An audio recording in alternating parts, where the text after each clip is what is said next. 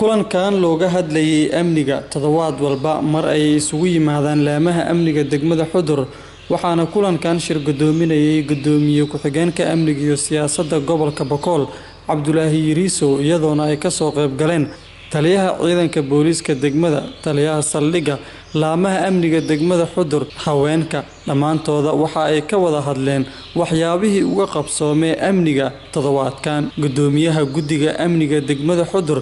iyo gudoomiye ku-xigeenka amniga iyo siyaasadda gobolka Bakool Cabdulaahi Yiriiso ayaa ka hadlay waxyaabihii uga qabsoomay toddobaadkan amniga horta meelin wali ku jira lijid oo la gola ku jira idka jid oo la dadka ka shaqeeyaan dhamaantii inta kooyaan hamiina roonda galaan geena jitay rogaan dad ururada bulshada oo masharan qaadaan wadanimada iyo ay tahay gumaysadinimo ka shaqeysadaan dadkaas iyo dalkan iyo roogay ka shaqeeya isbuulaana kaasa ya mayla raayna iskuweere marka madisadeeta wali sheegana dadka ururada bulshada reer Xudur iyadoo lang maasanyin dhamaantii oo kan jitiro lamadeeyin may kalimadeyna wala aragaan sheegayaan tan kale wali injeediyay dadka hasku galaw keeliya hasku galaw wali fadana keeliya ka hakada wali sheegana dadka hafado kooyo dadka hafado ko dadka alboorka ka degaw alboorka dadka ka degaw kiyeedan dararo meelba heelan kiyeed manager ka ba meela ku yeeday kan kale oo hasku degaw maasi awsheen tiro ton kooyo doorsana ku mognay wali fadana inay sala kamar hobne saliska qorot booliska madaxda han sheega hob booliska han sheega حافظ هرجلا مسؤول هو يدا ودار دبا قدوة قد حافظات كلامك قد حافظ المسؤول كأنيس الهري. جيك ميني نقبض ما شركة خميس لها هاي أو مرويل بقول نقبض الجرني شركة سي أو نقبض هذا لاي أمنيك جود أو gobolka iyo amniga oo degmada una ka soogno shirkado way ba ku qabsoomay nimankii nabadiidka hay oo ciidamada howlgalay inay qaarna la ku qobaday nolol ka hayn ni hirin sida oo meel raayis shirka amniga way ba ka koobanaayay shanta degmo lamada horeysanayna sideed horeysan wala ciidamada ku qobatay ka howlgalay iyo baahada ku jarta shirkaasay way bahay way bala ka gaafurigay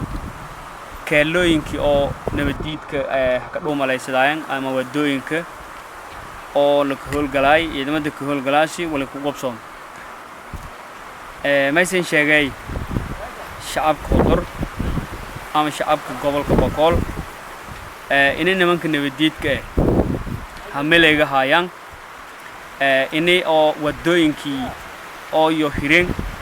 maatan alboorada inay oo may baahan qarax iyo bilaaha wadaan intii la ku hortaga koow may kala siin sheegay qiibo oo ardayda baahada ku jarta oo ardayda sideed degmo oo nimanka gudoomiyeen namaan sheegana inay dawladda koonfur galbeed iyo walku qabata iyo hay'ado caalamka tan kale mayba eedanka dadaalahaynaha inay meel raayso nimankan la ku horay wadooyinka oo arday ka dhuumalaysadaan qiibaha gobolada ku maray oo gobolka Bakool gaar ahaan meel raayso magaalada madaxda gobolka eedan aan maasantin maysan sheegay in ardayda degmada Xudur una ta ka suugna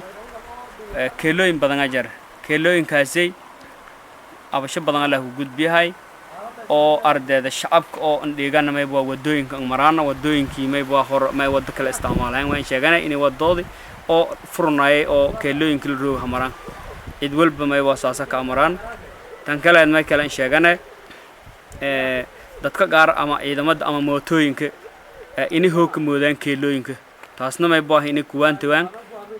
sida oo may baa arday ciidamada kaaska oo ardayda oo ka shaqeeyo wadooyinka oo arday isticmaalaan